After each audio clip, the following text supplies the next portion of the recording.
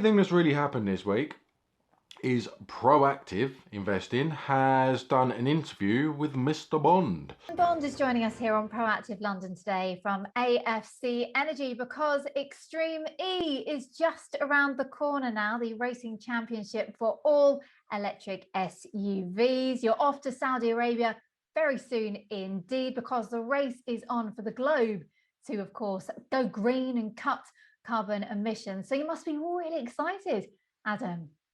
Yeah, good afternoon, Katie. It's a great opportunity, and we're now only a matter of weeks away. The team and I are flying out next week. So after a few days in quarantine, at the other end, we'll be on site powering up the fuel cell and starting to charge vehicles from sort of the following week. So yeah, it's very exciting. 200 million people about to see really the possibilities that hydrogen presents to decarbonize off-grid power. And for Extreme E and for AFC and all of its stakeholders, really that is the key message we're looking to get across to the market as a result of this fantastic sporting platform that starts next month. Oh, it's a brilliant platform for you. You must be maybe a little bit nervous.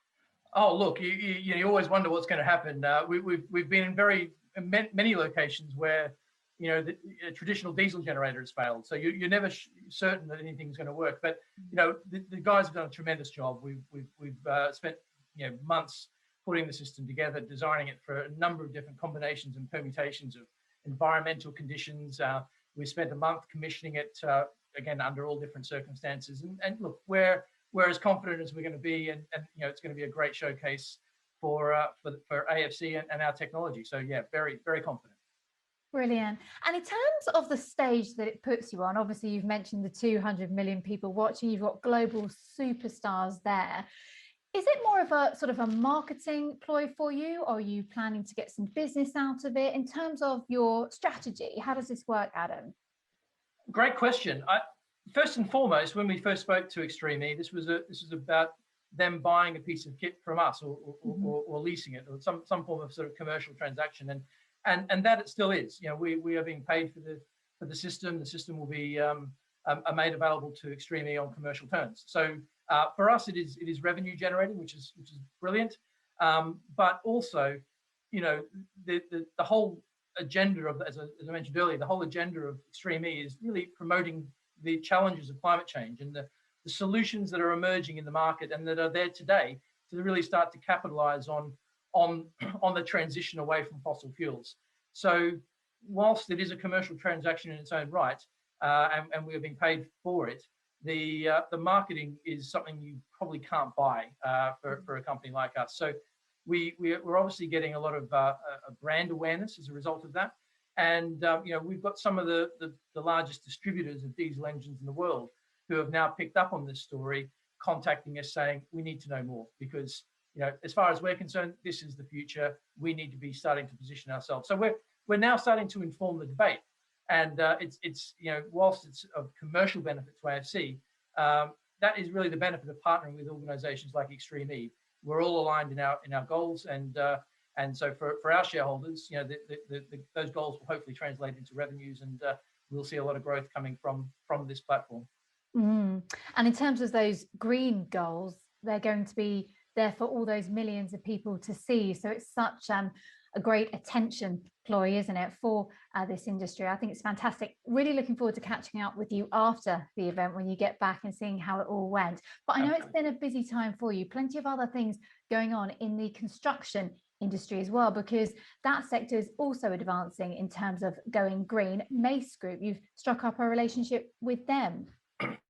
Yes, we've been talking to Mace now for several months, certainly back into, I think, the summer of last year, where we started some of our conversations. And, they are showing tremendous leadership, I guess, in the sense that they are a constructor.